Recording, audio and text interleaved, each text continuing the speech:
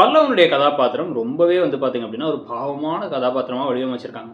இப்ப முதல்ல என்ன நடக்குது அப்படின்னு வந்து பார்த்தீங்கன்னா, இந்த பாத்ரூம் கட்டுறதுக்கு எல்லா வேலையும் செஞ்சு சாமியெல்லாம் கும்பிட்டு அப்படியே வந்து கடப்பாரை இறக்கறதுக்கு முன்னாடி நிறுத்துங்க அப்படின்னு வந்து கல்யாணத்துக்கு அப்போ வருவாங்கல்ல, அந்த மாரி வந்து செருக்கு பாறை வராரு. இவங்களுடைய பெரியப்பா. அவர் வந்துட்டு அதெல்லாம் வந்து கை வைக்கவே கூடாது. போலீஸ் கேஸ் இருக்கு. தம்பிங்களா நீங்க இங்க வேலை செஞ்சீங்கன்னா உங்களையும் தூக்கி உள்ள வச்சுருவாங்க அப்படின்னு மிரட்டிட்டு இருக்காரு. டக்குன்னு நடேசன் என்ன பண்றாரு, இங்க வாயேன் அப்படின்னு பிரதர் நீங்க என்ன வாட் ப்ரோ அப்படின்னு சொல்லிட்டு ஒரு தனியா கூட்டு போறாரு.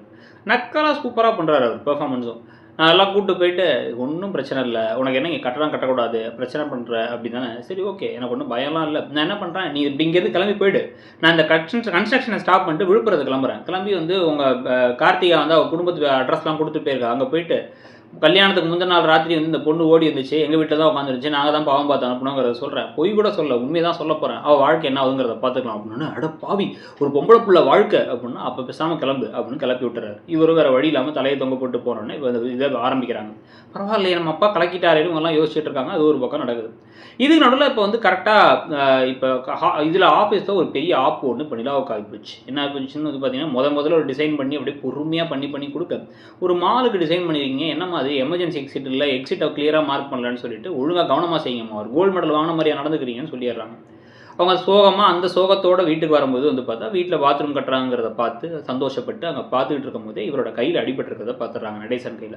ஹாஸ்பிட்டலுக்கு போகலாம் ஆயின்மெண்ட் போகலான்னா அதெல்லாம் ஒன்றுமே இல்லை. நான் பீகார் பக்கம் போகும்போது ஒரு ஆக்சிடென்ட் ஆகி கீழே வந்துட்டேன் கண்ணாடியை உடச்சிட்டு. அதுக்கப்புறம் அப்படியே நானே திருப்பி வந்து லோடையே கொடுத்துட்டேன். நான் இதெல்லாம் ஒரு மேட்ரே இல்லைங்கிறாரு அவர்.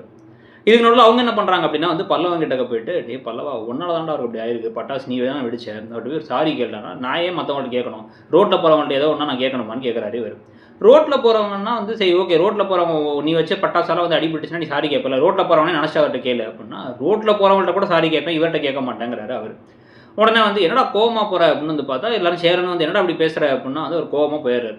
கோவமாக போயிட்டு அப்புறமா வந்து நிலா கிட்ட பேச வர நிலா பேச மாட்டாங்க. திருப்பி நிலா பேச மாட்டாங்கன்னு இவருக்கு இன்னும் அழுகே வந்துருச்சு. ஒன்று அழாதரா டேய் விடுறா பரவாயில்லன்னு எனக்கு வந்து அவரை பிடிக்கல, நீ அவர் பண்ணுறது எதுவுமே எனக்கு பிடிக்கல, அதனால தான் நான் அவர்கிட்ட சாரி கேட்க மாட்டேன்னு சொன்னேன் அப்படின்னு சொல்லிட்டு இருக்கிறது ஒரு பக்கம் நடக்குது. இன்னொரு பக்கம் வந்து பார்த்தீங்க அப்படின்னா வந்து இந்த கதையில் புது கேரக்டர்ஸ்லாம் வந்து இப்போ நிறைய மாற்றங்கள் வரப்போகுதுங்கிறது மட்டும் தெரியுது. அதை பற்றி நீங்கள் நினைக்கிறீங்கிறதையும் சொல்லுங்கள். தேங்க்யூ.